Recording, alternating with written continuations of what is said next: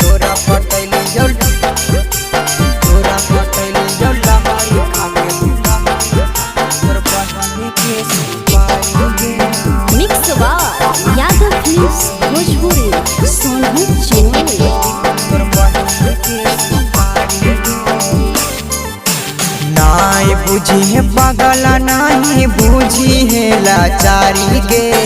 नाई बुझी है पागल नहीं बुझी है लाचारी गे। तोरा पटैली जो लहरी खाके तोर बहनी के सुपारी गे। तोरा पटैली जो लहरी खाके तोर बहनी के सुपारी गे। नाई बुझी है पागल नहीं बुझी है लाचारी गे। नाई बुझी है पागल नहीं बुझी है लाचारी गे। तोरा पटैली जो लहरी खाके तोर बहनी के सुपारी गे। तोरा पटैली जो लहरी खाके तोर बहनी के सुपारी गे।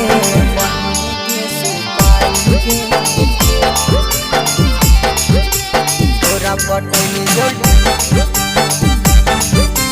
तोरा पटैली जो तोरा पटैली जो लहरी खाके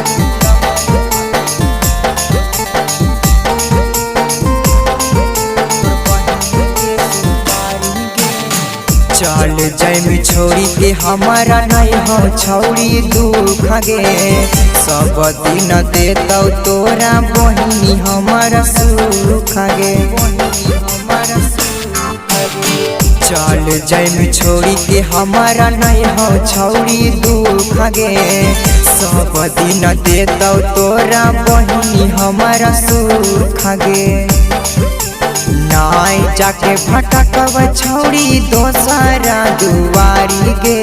नाई जाके भटकब छौड़ी दोसरा दुआरी गे। तोरा पटैली जो लहरी खाके तोर बहनी के सुपारी गे। तोरा पटैली जो लहरी खाके तोर बहनी के सुपारी गे।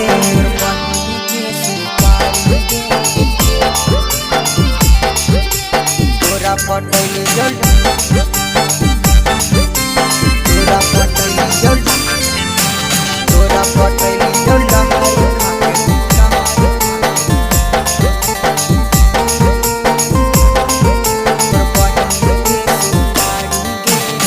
कर देबौ सब दिनल तोरा आवाज गे। कबो न करबो तोरा दिल से हम याद गे। दिल से हम याद गे। कर देबौ सब दिनल तोरा आवाज गे। कबो न करबो छौड़ी तोरा दिल से याद गे। राइटर आकाश कह मोहब्बत के लड़तौ गाड़ी के। सनटू सहजान कह मोहब्बत के लड़तौ गाड़ी के। तोरा पटैली जो लहरी खाके तोर बहनी के सुपारी गे। तोरा पटैली जो लहरी खाके तोर बहनी के सुपारी गे।